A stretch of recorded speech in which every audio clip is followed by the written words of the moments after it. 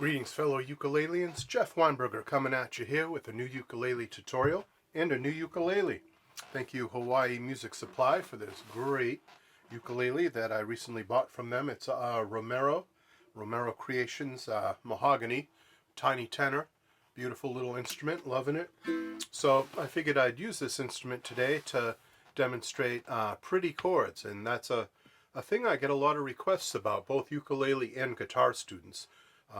Oftentimes ask me, show me those pretty chords, show me those jazz chords, show me those cooler chords than just plain old C and plain old A minor and things like that. So I'd like to kind of concentrate on that, pretty chords. So the first thing I was playing was just kind of an approximation, real spontaneous arrangement of Happiness is a Warm Gun by the Beatles, but that happens to use a couple of those pretty chords. So let's dive right into that, and we'll just go along and learn a couple others. But those in particular, for that Beatles song, I was doing a D minor 7. Most of you probably already know D minor, 2-2-1-0. It's a pretty common chord. But then if you add your pinky to the 3rd fret to get 2-2-1-3, D minor 7. That's kind of a pretty chord. Really nice. Real different from just playing D minor. Has that higher C note in it.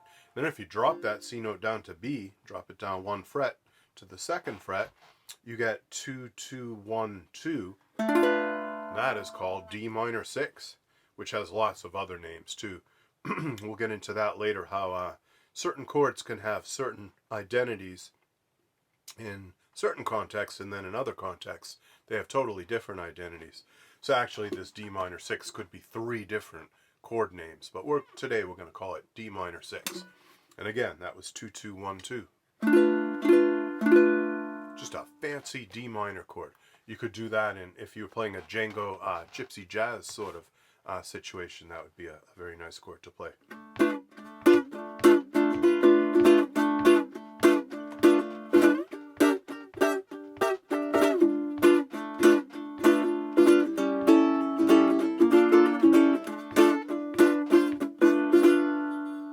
Has that real evocative sound, that minor 6 thing. So that would fit into a lot of different styles, the Beatles, Django, all kinds of things. So minor 6, and in this case D minor 6 in particular. The other chord that I used in that Beatles song was an A minor 9. That also kind of has a pretty and jazzy kind of sound to it. It's really just an A minor chord, which normally would be 2-0-0-0, but you add that 2nd fret and it's 2-0-0-2. The 9th of the key, A, B, C, D, E, F, G, A, B. There you go, the 9th note. That's B, and that adds just such a nice color on top. Jazz players use that all the time, minor 9th chords. So if you were playing a regular A minor to D7 progression or something,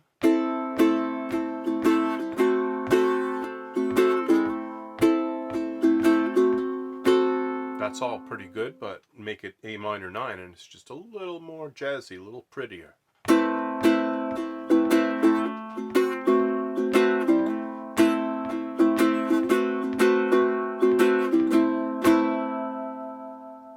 And also for the D7 chord I added a 13. I added the note B to my...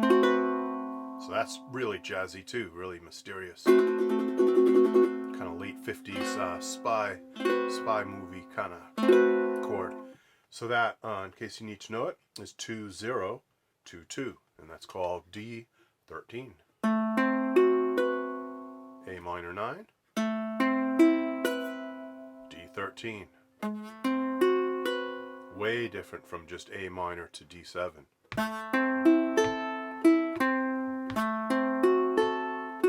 Which is perfectly nice,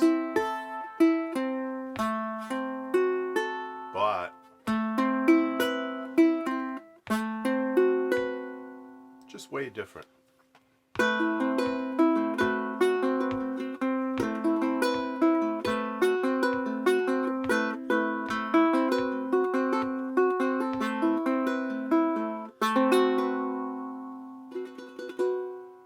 So there you go, a bonus chord I wasn't even planning on showing you. There's another one called C9, and it goes like this. It's 0-2-0-1. That by itself is pretty, very pretty and also pretty exotic.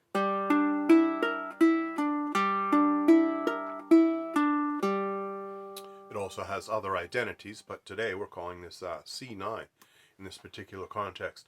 I like to use that a lot in that Nat King Cole version of Route 66, which I play in G, so I might use like G6 as my first chord, 0, 2, 0, 2. And then for my second chord, I do C9, 0, 2, 0, 1.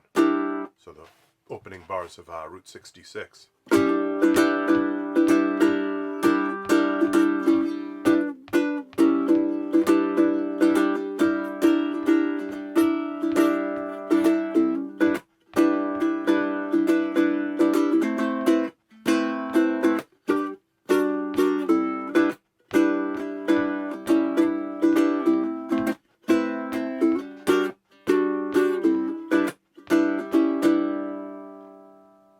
So that makes for the 1 chord, G, and the 4 chord, C9. Like you would in any kind of blues, you would have the 1 chord going to the 4 chord like that. So it's really just a blues in disguise, just with fancier kind of jazz chords, pretty chords. Alright, so there's that one. Let's pick another one. Let's see, I have a long list here, so I'm kind of editing this down to just really easy and essential ones. And by the way, we're not doing any up the neck ones. We're not checking out chords way up here. Although there are many very pretty chords up there. But there's one exception I'd like to make, and that's F major 7. I've talked about this chord in other videos. That is up the neck, but it's not a bar chord. It's very easy to play. It's 5, 5, 0, 0. And I use my 3rd and 4th fingers, you'll notice, to play that. That makes it easier for me. I like to finger it that way, but you could virtually use any 2 fingers. It's up to you. But yeah, F major 7, let's do like, say G major 7 and F major 7. In case you don't know G major 7, that's 0, 2, 2, 2. It is a little bit of a bar. So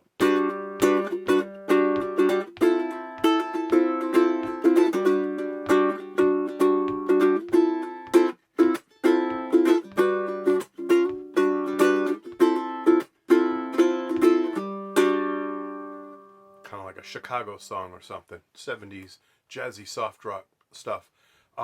Earth, Wind and Fire, Chicago, Steely Dan, Michael Franks, Joni Mitchell, that sort of thing, where you hear a lot of major 7th chords. So this F major 7 is just a beautiful chord. That's something you'll see in lots of songs. If you went through something like the Daily Ukulele or a common ukulele songbook, you're going to run into that symbol, F major 7.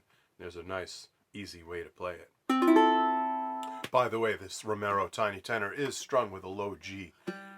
So if you're playing a high G, you'll notice that your ukulele sounds a little different from mine, but it really makes very little difference in the technique. We play the same stuff on low G ukulele as we do on high G. It's just that the pitch is an octave lower than the usual traditional tuning. So don't freak out that your ukulele doesn't sound exactly like mine. These chords are pretty no matter what you do, no matter which instrument you play them on. And for you baritone players, you can convert these into baritone chords and get just as beautiful a voicing, just with a lower, kind of a lower voice. All right, let's do one more. I'm going to squeeze one last one in here. Let us do B flat minor 6. That is super jazzy. That really, when you hear it, it reminds you of jazz, piano jazz. And Errol Gardner's Misty and songs like that. It's using bossa nova and things like that too. So B flat minor 6 is open G string and then 1, 1, 1, a little bar across those 3. So for this, let's see, B flat minor 6 to F. So